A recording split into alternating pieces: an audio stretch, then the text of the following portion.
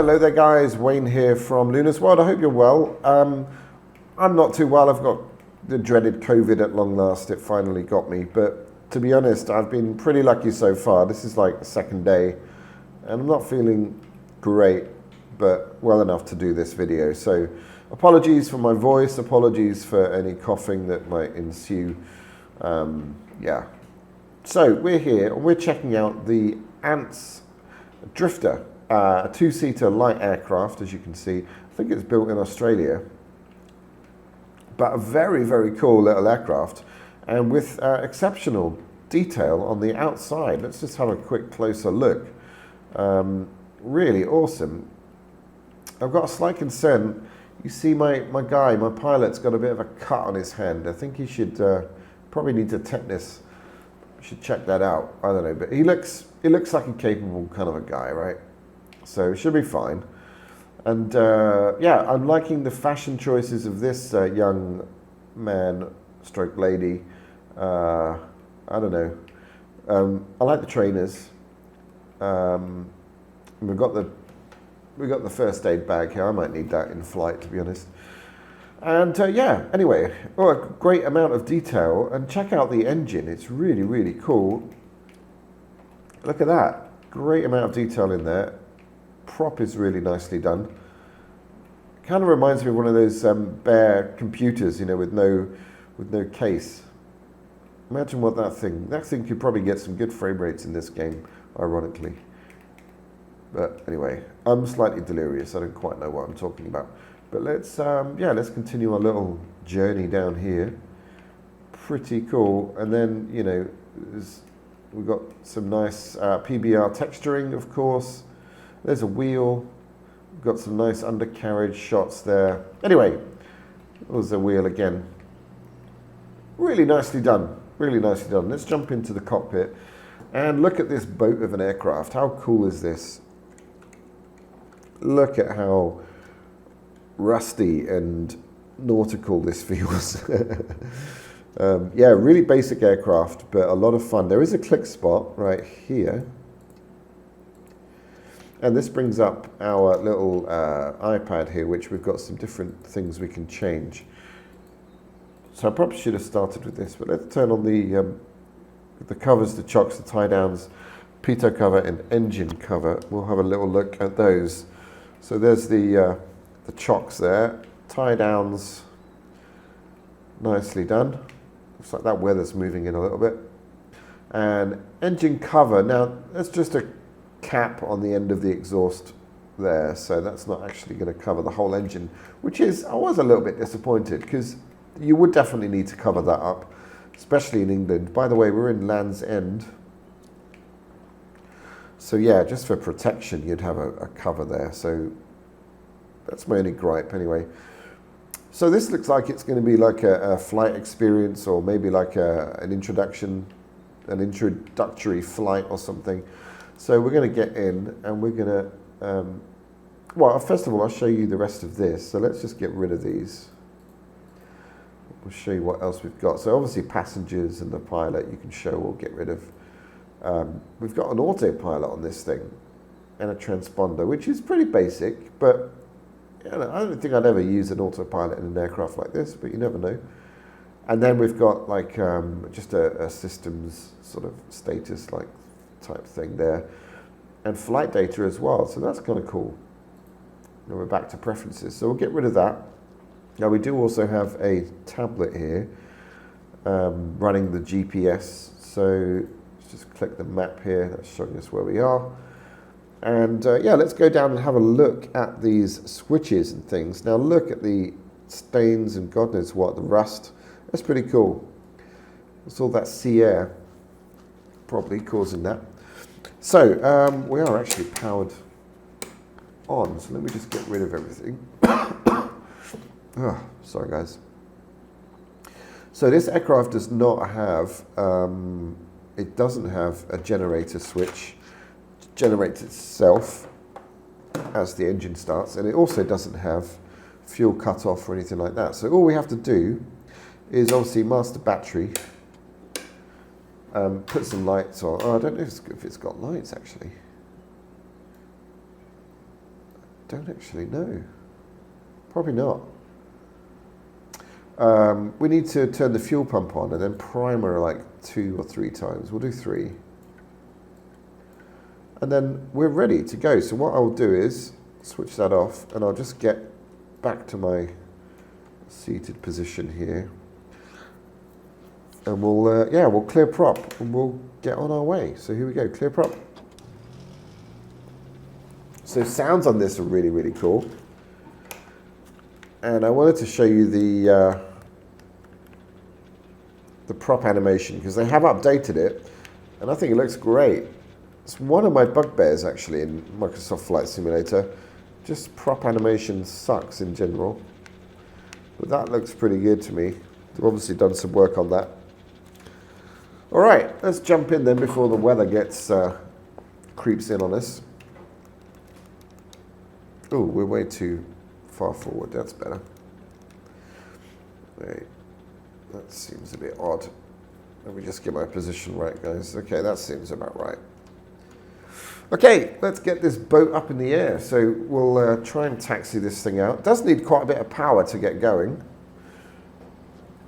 We're going to take his legs out, but never mind. And him as well. All right, and we'll taxi on out. Clouds looking fantastic today, by the way.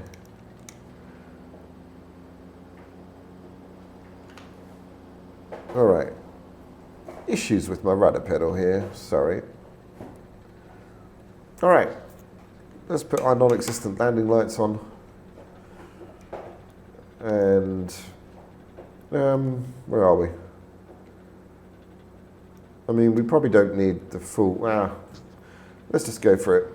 We don't need the full length. I'm hoping. We'll do a rolling takeoff. All right, here we go. Let's get this thing up in the air.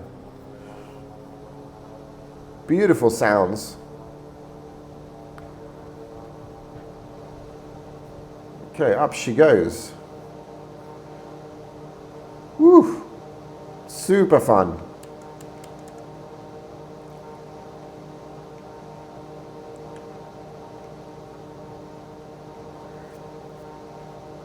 I'm loving this.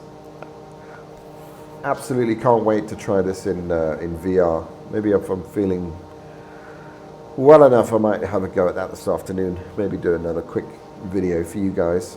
Who's excited for the 737? Oh my goodness, I am. Let me know in the comments if you want me to, well, I'm going to get it, but if you want to see videos on that. In fact, you're going to see videos on that. It's not don't bother commenting. Well, do comment because it helps the channel, but you know what I mean. Anyway, right, let's start our turn. Let's go out to sea a little bit. Let's pop outside as well, have a little look. Ooh, that's a bit weird. Let me just control the drone. Why can't I control the drone? Oh, that's looking murky over there. Okay, I lost my drone control. I'm not sure why. There we go, there's another view. Okay, that happens sometimes. I don't quite know why, but it'll come back. It'll come back. It's obviously something I'm doing, but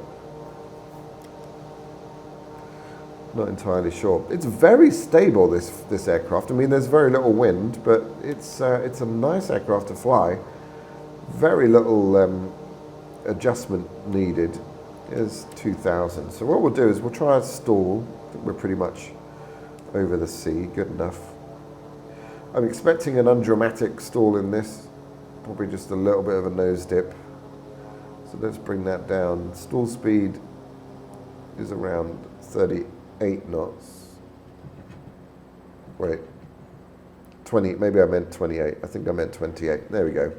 Ooh, not as dramatic. I mean, not as, what's the opposite of dramatic? Not as stable as I thought, actually. But there we go. All right, let's try and recover there, get back up to 2,000. Great little aircraft for sightseeing, especially like, you know, around this kind of area. Beautiful. A ton of fun. Look at that scenery down there. Absolutely gorgeous. There's the airfield there. I guess at this stage we would let our student there take control. So yeah. Steady on the stick, old chap. There you go. That's my, oh, it's raining a little bit. Fever-induced joke there. Slightly delirious. That's good that it's got rain windshield effects. You would not want to fly this in the rain, obviously, with no roof. But you are protected by the windshield there. In fact, we probably should be a little bit further forward. Speaking of boats, guys, this does actually come with floats, so I'm really pumped to try that as well. That should be a lot of fun. Landing this, you know, in some obscure lakes and stuff somewhere. Really, really fun. All right, that is the end of land as we know it, certainly in the UK. Next stop, New York. I don't know if you've been to Land's End, but they do have that sign there.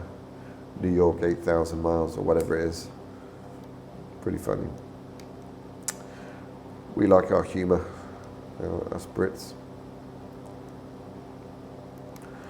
All right, yeah, really, really nice to fly this. Very stable and fun.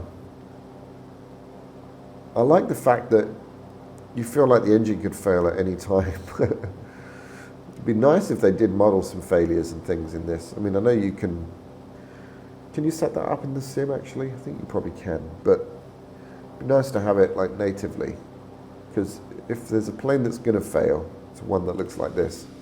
Let's see if I've got my drone back. Yes, see, there you go. I did absolutely nothing control-wise and it's back, so I don't know if anyone knows. Look at that. I don't know what kind of engine it is. Maybe you guys can, I don't think it's a Rotax. Just to see if there's any labels on it. I think I did see a label. It's not a Rotax engine.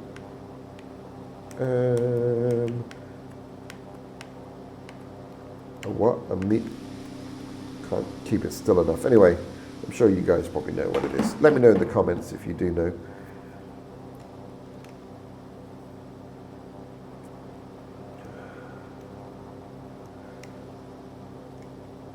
All right. Let's lose some of the altitude here. God, those clouds look amazing. Look at the rain off there in the distance. Absolutely gorgeous. All right, that nose really dropping. So we're going to land on this. I think it's 34. Did that make sense? Where's my compass? Where is the compass?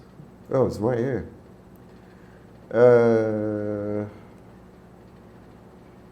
I think that's right, yeah. Oh wait, no, that's anyway, well, let's find out. There we go, there's some top quality airmanship there. All right, now this thing, obviously, because it feels so stable, it's quite easy to forget that you're flying at sometimes less than 40 knots. And this thing does stall just below 30. So you've got to be a little bit, you know, aware, because it feels so stable. And let's face it, you're only ever going to fly this aircraft in good weather. Probably, maybe you would on, yeah, a day like this would be okay, but you can see there's definite showers around. I don't know about you, but I wouldn't want to get caught in a shower in this thing. All right, so let's lose this altitude. It is starting to rain again. It's actually pretty hard to get this thing to descend.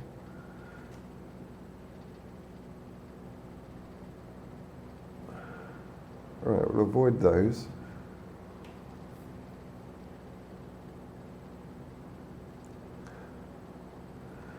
We get down to about 800 feet.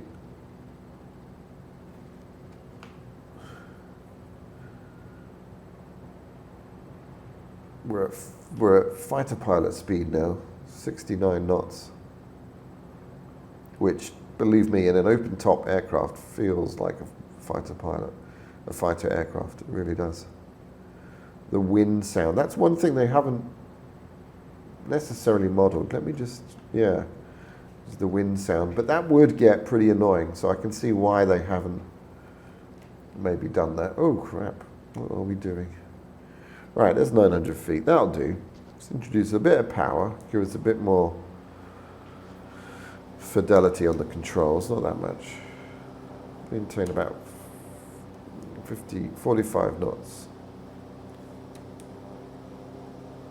Or thereabouts. But yeah, you can see this thing climbing. It wants to climb as soon as you add that power in. So maybe you're supposed to pretty much glide in. Let's give that a try. Those clouds are blowing my mind, actually. They look really, really good.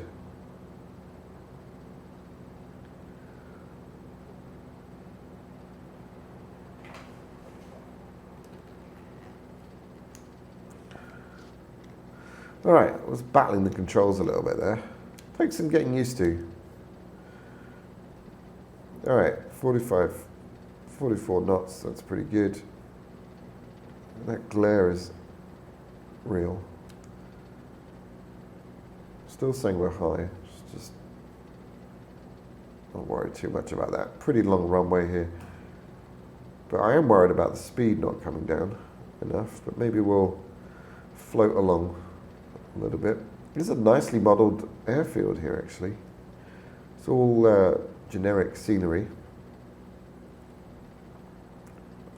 All right, this is going to be a long landing, I think, but never mind. Oop, come on, center line. Yeah, there we are. We are down.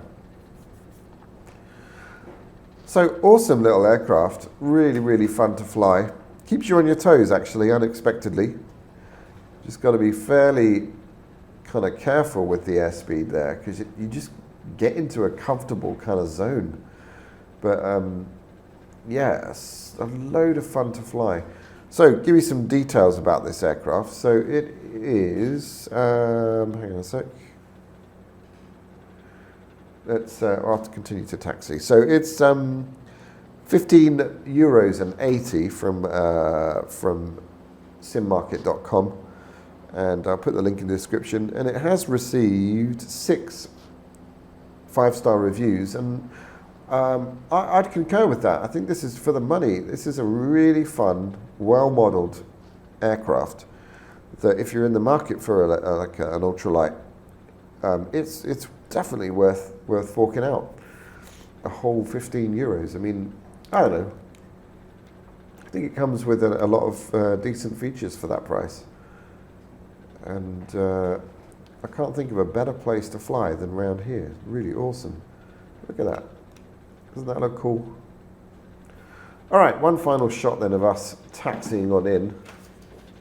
Oop, and stuttering all over the damn place. Let me just hit the brakes there. There we go. And some nice, reset the drone, cinematic shot there. So guys, I hope you've enjoyed this video. I've certainly enjoyed making it. I love flying this thing. I'm going to check it out in VR this afternoon if I'm feeling up to it. But let me know your thoughts in the comments. Hope you've enjoyed this flight.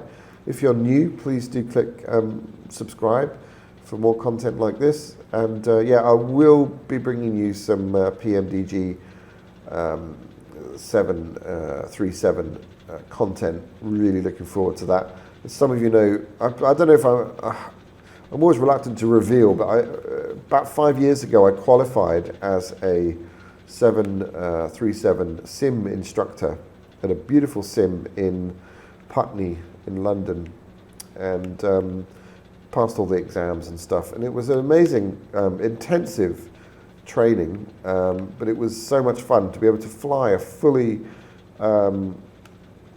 amazing 737 cockpit.